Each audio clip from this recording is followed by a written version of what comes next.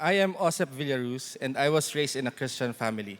I accepted Jesus as my Lord and Savior when I was in first year high school. Although I was serious in my walk with Christ, I was not exempted from all the struggles of being a teenager, like insecurity, lust, depression, lying, and cheating in class. When I graduated college, I got into a relationship that I thought would complete me. However, I wasn't accountable to my authorities and D group leader, which led me to make many wrong decisions. This negatively affected my walk in the Lord and also my career as a wedding photographer. My relationship got even more complicated because of my insecurity and the immoral acts as we would commit. I was unhappy and I felt unsure about the direction of my life. What I thought would be a beautiful relationship turned into an emotional roller coaster. But by the grace of God, He used my D group leader to lead me back to the right path by telling me to let go of the relationship and rebuking me in love whenever I made wrong decisions. It was hard, but it was worth it. Obeying Jesus through my D group leader was one of the best decisions I have ever made.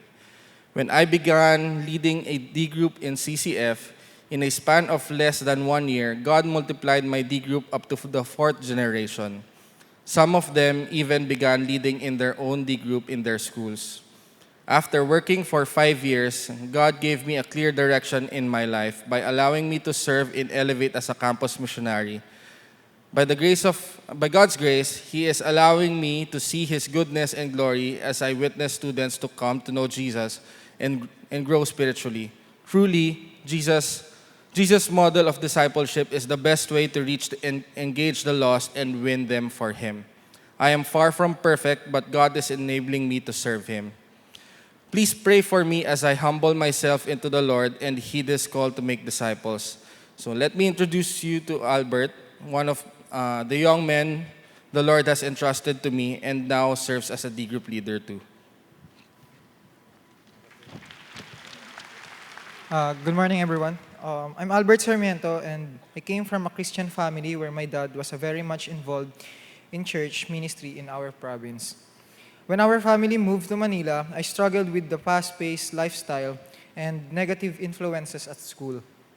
At an early age, I was addicted to pornography. And at the age of 14, I struggled with sexual immorality, jumping from one relationship to another. I longed for the attention that I could not find from my parents who were always busy. I felt incomplete, empty, and hopeless. But in 2014, my best friend invited me to attend an Elevate Youth service. I was hesitant at first since I was already attending Sunday service. But my friend persisted until I finally decided to go with him. Through the Bible message the speaker shared, God made me realize that He has a purpose for my life. But because of my sinful lifestyle, I was far from experiencing it. Immediately, I confessed all my sins to Him and recommitted my life to Jesus Christ. On that same afternoon, I was introduced to Kuya Osep, who became my D group leader. He helped me know Jesus more. My D group became my spiritual family and also my second family.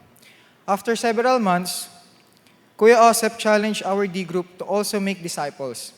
I eventually obeyed, but my struggle with sexual immorality led me to live a double life. One day, God rebuked me, and I told my D group leader the truth. Though I felt his disappointment, the love and grace of Jesus overflowed. By God's grace, I was able to give up those sexual relationships and was reconciled to God and to my family. Last year, God gave me a burden to disciple high school students, and I regularly meet them after my class. Because God and Kuya Osep never gave up on me, I also learned to never give up on the disciples that God has entrusted to me.